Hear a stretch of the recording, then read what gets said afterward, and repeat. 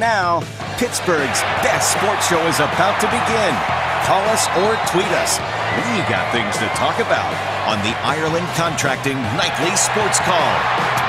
All right, Ken, thanks very much. Good evening, everyone, and welcome to another edition of the Ireland Contracting Nightly Sports Call right here on the Bordas & Bordas hotline.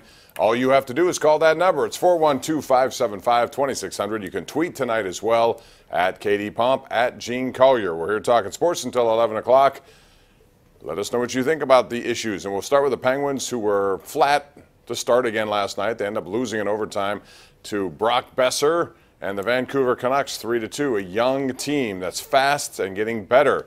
Gene Collier, outstanding columnist with the Post-Gazette. This is the kind of thing the Penguins are going to face a lot of. It's a problem they helped create by getting faster and forcing that sort of game with four lines. And now all these teams have adopted that. We've seen the Devils get faster, Vancouver last night, Toronto, Edmonton, you name it. They're all getting younger and faster. Yeah, the Penguins, created this monster by doing exactly as you said. A lot of people want to play like the Penguins. They want to make it hard on the other team to play. So they roll four lines, which is the only way you can deploy four lines is to roll them, I've noticed, Bob. You have to roll them. You got to roll them. And yet the Penguins, have their difficulties here early in the season. Unfortunately for them, it's still 18 months until the playoffs start. So they have a long time, but they're going on a trip which begins, I think, early on for October hockey. I know, it's 10 days, Western Canada, but it starts really on Eastern Canada with Toronto tomorrow night, a team that's really off to a good start. They're 6-1. They acquired and spent big money for John Tavares this offseason to go with Austin Matthews. They have their good 1-2 punch there. It seems like all the good teams have a 1-2 punch. That's as good as a punch you're going to get right now. Tavares has 6 goals, 11 points. Matthews has 10 goals in 7 games and 16 points. And, Gene, I'm getting the feeling the Penguins like games like this. This is a team that they're talking about a lot in Canada. It could be a Stanley Cup kind of team. The Penguins, if you're going to light their fire, this is the kind of team that would normally bring it out. Yeah, a lot of people talking about the Leafs as a Stanley Cup finalist. And this is a good trip, actually, to get out of the way. It's good that it happens early in the season. And maybe, as the players like to say, it's good to get away from home. Well, we'll see how good it is. It is. Should be fascinating to watch. We expect Matt Murray to be back in goal for that game. Steelers now finally get to 4 days off. They practiced again today, although a lot of guys were out of there as fast as they came in to get on with a bye week. And so we won't see Le'Veon Bell this week. Maybe next Monday. Who knows? I want to ask another question of our audience out there. You can call us at 412-575-2600. But, Gene, I want to get your take on this. Artie Burns has really struggled. There's a lot of talk out there about Patrick Peterson being made available by the Arizona Cardinals. Would you trade a #1 pick? I know the Steelers typically wouldn't do this, but given what's at stake, given how important this year is, the window's open, would you make a deal like that in order to get a guy who's, one of the better corners in the game?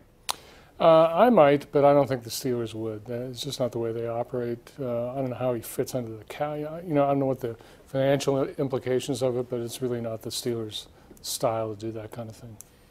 You think they should, though? Yeah, I would do it. Yeah, because you get Hayden with a competent guy over there. It opens up a lot of what you can do from an exotic point of view in terms of putting pressure on a quarterback. I think Artie Burns has the talent. He just, for whatever reason, is just not producing. He seems to have lost his confidence. He was yanked out of the game the last game they played. Who knows if we'll get that job back over Sensabaugh or Sutton, but I think you may need a better option there. We'll see.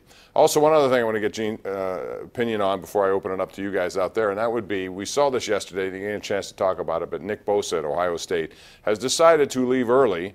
Now, we've seen this happen before, but early means leave the bowl game. Don't play in a bowl game because you got business to tend to, and that is the NFL is awaiting with big money at stake. Nick Bosa had surgery. I'm not sure if he was supposed to come back anytime soon. He's missed 4 games. Widely viewed as the #1 pick in the draft, or at least top 5. You're looking at $25 to $30 million. Should he make that deal right now? Just say, I'm leaving Ohio State. I'm leaving my team high and dry. Yeah, I have no problem with it. Ohio State is perfectly willing to exploit him and every other athlete they've got, to make money, and I don't think there's any shame in turning the tables on them. So, good luck to him. I couldn't agree more. He has a business to run. That's his own business. If he gets hurt and costs himself, who was it, the running back who got hurt in a bowl game? Remember, from Miami, maybe, of Florida? Willis McGahee. Yeah, is that right? McGahee. Didn't he hurt his leg? Yeah, and it took him a while to get back to get back Yeah, to form. so you're always going to have that risk. Right. We're going to take a break. 412-575-2600 is the number to call. Give us a shout. We're on the air until 11 o'clock right here. Sports Call.